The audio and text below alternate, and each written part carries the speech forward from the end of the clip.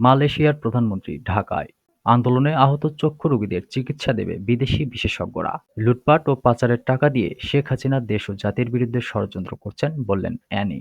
এবং সর্বশেষ জানাবো, রাষ্ট্র পরিচালনার দায়িত্ব পেলে জামায়াত কর্মীরা সমাজকর্মী হয়ে থাকবে বললেন ডক্টর শফিকুর রহমান। শুনছিলেন শিরোনাম, এবারে থাকছে বিস্তারিত। মালয়েশিয়ার প্রধানমন্ত্রী আনোয়ার ইব্রাহিম শুক্রবার ৪ঠা অক্টোবর ঢাকায় এসেছেন। দুপুর সোয়া ২টায় মালয়েশিয়ার প্রধানমন্ত্রী ঢাকায় পৌঁছালে হজরত শাহজালাল আন্তর্জাতিক বিমানবন্দরে স্বাগত জানান প্রধান উপদেষ্টা ডক্টর মোহাম্মদ ইউনূস। এ সময় তাকে গার্ড অব অনার ও লাল গালিচার সংবর্ধনা দেওয়া হয়। বিমানবন্দর থেকে তিনি হোটেল ইন্টারকন্টিনেন্টালে যাবেন। বিকেল ৩টা ৫০ মিনিটে সেখানে মালয়েশিয়ার প্রধানমন্ত্রী প্রধান উপদেষ্টা ডক্টর মোহাম্মদ ইউনূসের সঙ্গে বৈঠক করবেন। দুই দেশের সরকার প্রধান বিকেল ৪টা ২৫ মিনিটে যৌথ বিবৃতি ঘোষণা দেবেন। বিকেল ৫:৩০টায় বঙ্গভবনে তিনি রাষ্ট্রপতি মোহাম্মদ শাহাবুদ্দিনের সঙ্গে বৈঠক করবেন। অন্তর্বর্তী সরকারের সময় এটাই প্রথম কোনো সরকার প্রধানের বাংলাদেশ সফর। মালয়েশিয়ার প্রধানমন্ত্রীর সফরে অর্থনৈতিক, রাজনৈতিক, বাণিজ্য ও বিনিয়োগ, শিক্ষা, প্রযুক্তি ও মানব সম্পদ উন্নয়ন, জনশক্তি পাঠানো, উচ্চশিক্ষা সহযোগিতা, ব্যবসা ও বিনিয়োগ, যোগাযোগ, অবকাঠামো উন্নয়ন ও প্রতিরক্ষা সহযোগিতা সহ পারস্পরিক স্বার্থের সংশ্লিষ্ট ক্ষেত্রগুলো গুরুত্ব পাবে।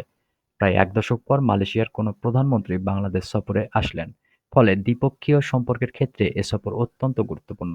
মালয়েশিয়ার প্রধানমন্ত্রীর সঙ্গে ৫৮ সদস্যের প্রতিনিধি দলে সেদেশের পররাষ্ট্রমন্ত্রী, বাণিজ্য ও বিনিয়োগ মন্ত্রী, পরিবহন উপমন্ত্রী, ধর্ম বিষয়ক উপমন্ত্রী, দুজন সংসদ সদস্য এবং পররাষ্ট্র মন্ত্রণালয়ের উচ্চপদস্থ কর্মকর্তা সহ আরও কিছু প্রতিনিধি অন্তর্ভুক্ত রয়েছেন। সফর শেষে সন্ধ্যায় মালয়েশিয়ার প্রধানমন্ত্রী ঢাকা ছাড়বেন। বিমানবন্দরে তাকে বিদায় জানাবেন প্রধান উপদেষ্টা ডক্টর মোহাম্মদ ইউনূস।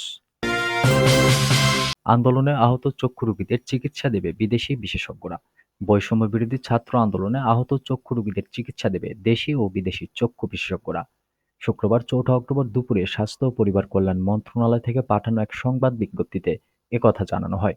এতে বলা হয়, বৈষম্যবিরোধী ছাত্র আন্দোলনে আহত চক্ষু রোগীদের জন্য ৫ থেকে ৭ই অক্টোবর পর্যন্ত জাতীয় চক্ষু বিজ্ঞান ইনস্টিটিউট ও হাসপাতালে বিদেশি এবং দেশি চক্ষু বিশেষজ্ঞদের পরামর্শ গ্রহণের ব্যবস্থা করা হয়েছে। বিবৃতিতে আরও বলা হয়, যাদের বিশেষায়িত চিকিৎসা প্রয়োজন, আন্দোলনে আহত সেসব চক্ষু রোগীদের জাতীয় চক্ষু বিজ্ঞান ইনস্টিটিউটে যোগাযোগের জন্য অনুরোধ করা যাচ্ছে। লুটপাট ও পাচারের টাকা দিয়ে আওয়ামী লীগ সভাপতি ও সাবেক প্রধানমন্ত্রী শেখ হাসিনা দেশ ও জাতির বিরুদ্ধে ষড়যন্ত্র করছেন বলে মন্তব্য করেছেন বিএনপির যুগ্ম মহাসচিব শহীদ উদ্দিন চৌধুরী অ্যানি।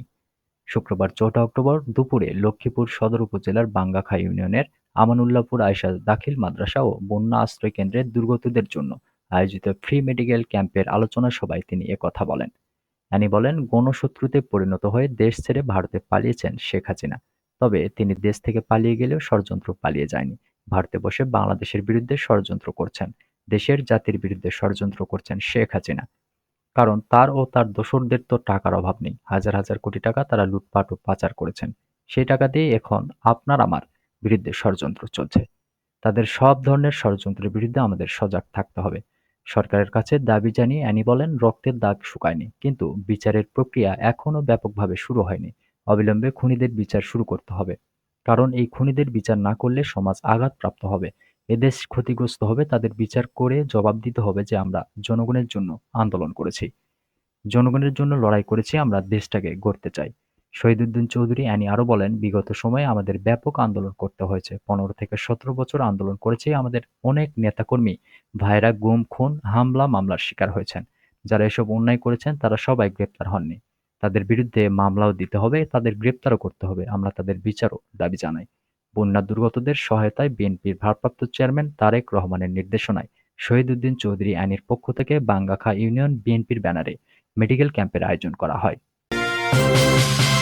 বাংলাদেশ জামায়াতে ইসলামীর আমির ডক্টর শফিকুর রহমান বলেছেন, রাষ্ট্র পরিচালনার দায়িত্ব পেলে নিজেদের জনগণের শাসক নয়, সেবক ও খাদেম পরিচয় দেবে জামায়াতে ইসলামী।